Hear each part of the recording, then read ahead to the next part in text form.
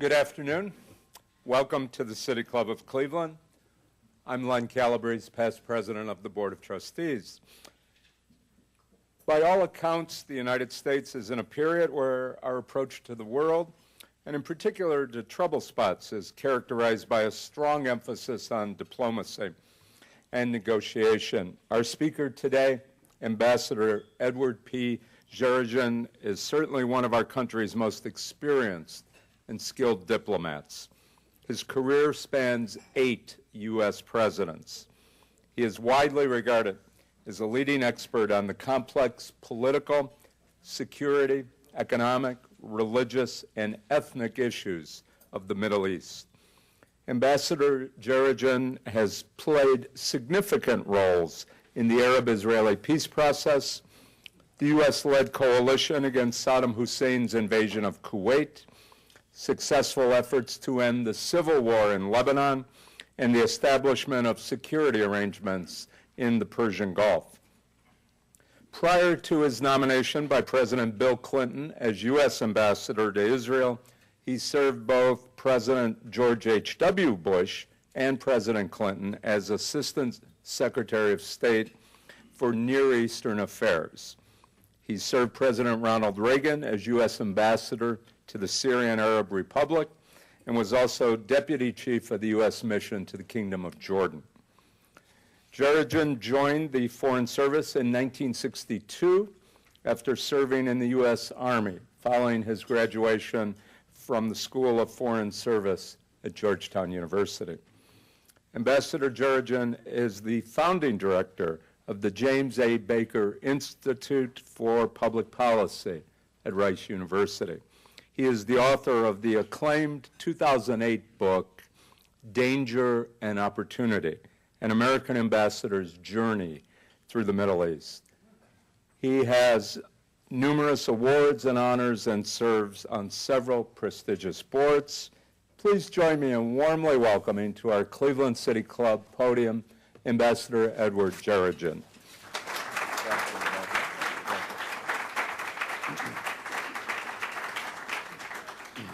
Thank you very much, Len, for that generous introduction. You could see from the curriculum vitae that I've been around for a while. There's a joke in the Middle East that I'm so old that I can remember the Dead Sea when it was only sick.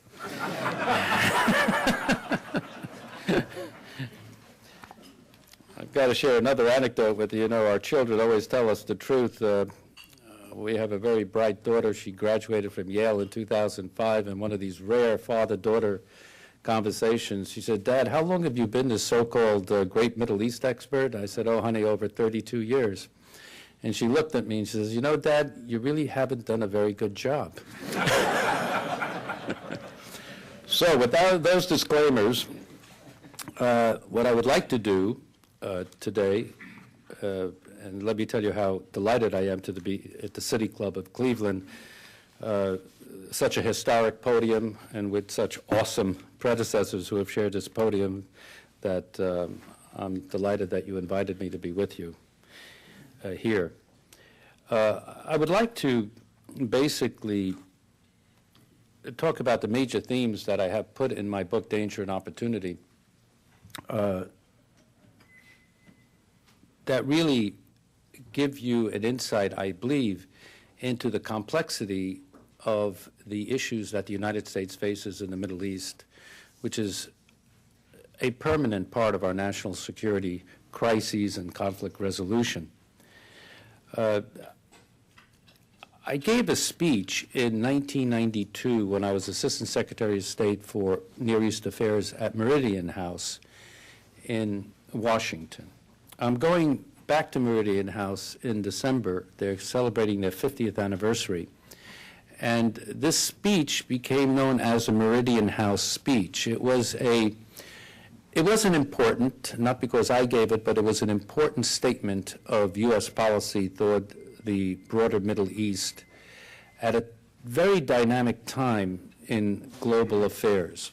This was, as you will recall, the time when the Soviet Union was disintegrating, the fall of communism, and the whole bipolar world that we had been used to living in since the Cold War in the latter 1940s just virtually disappeared.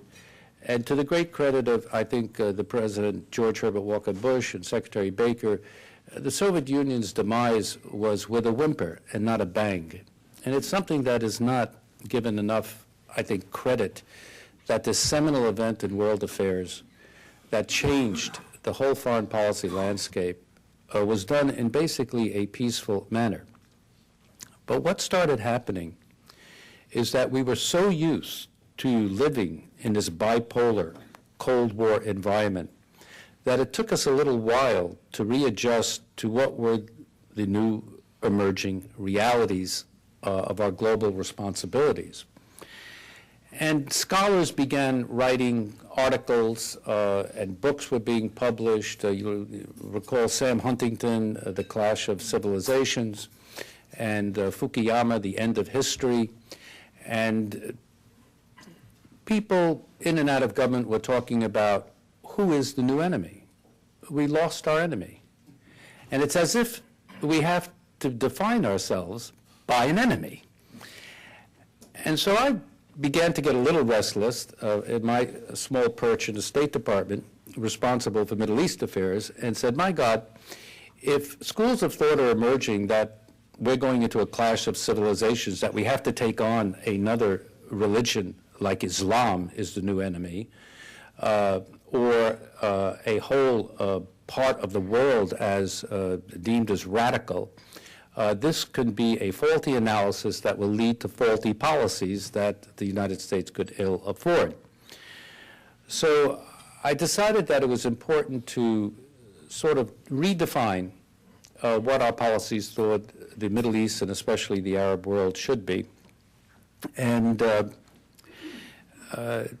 basically stated in that speech, I'll just give you the main themes, that after the fall and our successful war against fascism, Nazism, and communism, the next ism that the United States is going to have to face and is facing is not any world religion or culture like Islam. Rather, it is extremism and terrorism of either a religious or a secular cloak, no matter from where it originates. Now remember, this is 1992, and fast forward to 1993, the first bombing of the World Trade Center, and then, of course, 9/11 in 2011. So we began to focus, I believe, on what was the real emerging threat. And in that speech also stated that perhaps the best thing the United States can do in the broader Middle East and basically the larger Muslim world is to do what we can to strengthen the moderates in the region and marginalize the extremists and the Islamic radicals. But without illusions that we could do it. This is the fate and the destiny of the people in the Muslim world. It is their decision what they're going to do and how they do it.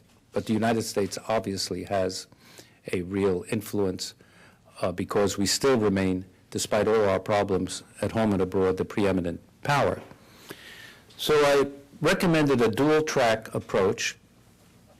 One was conflict resolution, not conflict management, not just rushing and putting out the fires between the Arabs and the Israelis, between the Pakistanis and the Indians, or between various factions and groups in Lebanon, etc., but rather to really try to promote peacemaking and peace negotiations on the basic conflicts in the region, be it in South Asia, Kashmir, be it the Arab-Israeli conflict, which still remains the core political issue, the Palestinian issue in the region as a whole.